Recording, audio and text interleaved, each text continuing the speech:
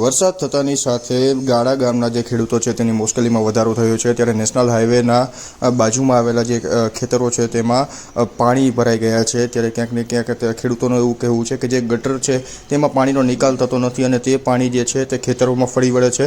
જુઓ આ વિડીયોમાં કઈ રીતની પરિસ્થિતિ છે અને ખેડૂતોએ શું કહ્યું।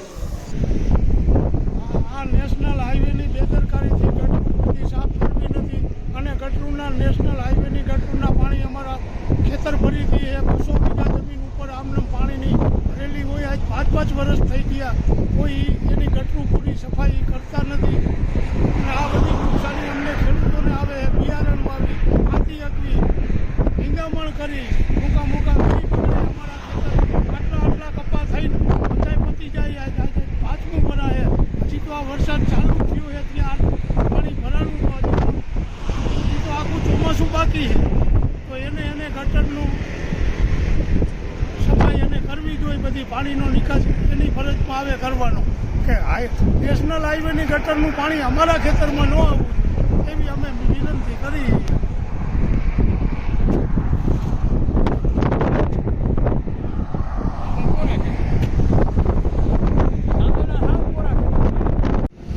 અમારું ગામ ગાળા રહેવાસી નેશનલ હાઈવે ઉપર અમારા ખેતર આવેલા છે।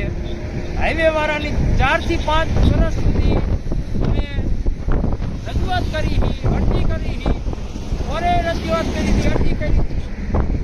નેશનલ હાઈવે વાળા એવા અધિકારીઓ આવે છે કે કાંઈ જવાબ નથી દેતા, કાંઈક કિલોડી કરીને વહી જાય છે અને અમારે આ 4-5 વર્ષથી પડતર રહી છે અને આ ઉપજનું ખેડૂતને કોઈ સહાય આપતું નથી।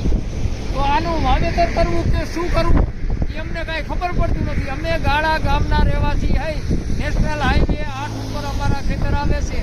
આશરે 200 વીઘા જમીન પડતર રહે છે અને આ હંધુ પાણી રીને તમામ ગાળા બાજુ જાય છે। નેશનલ હાઈવેની પૂરી ગટર સાફ થતી નથી। આગળ કારખાનાવાળા કોઈ આવે, કોઈ હોટલોવાળા આવે, એના મિલી ભગતને હિસાબે કાંઈ અહીંયાથી સમાપ્ત થઈ જાય છે। તો આ તમે જુઓ પાણી કેટલામાં પડ્યું છે, કેટલા વિસ્તારમાં વરસાદ થયો નથી અને વરસાદ વગર આટલું પાણી વિસ્તારમાં ભર્યું રહીએ તો હંધુમાં આગળ ચેક ડેમની ઘોડે જ રાખે તો અમને અહીંયા કાંઈ સહાય સરકારી થાય એવું કરી આપો એવી અમારી નમ્ર વિનંતી।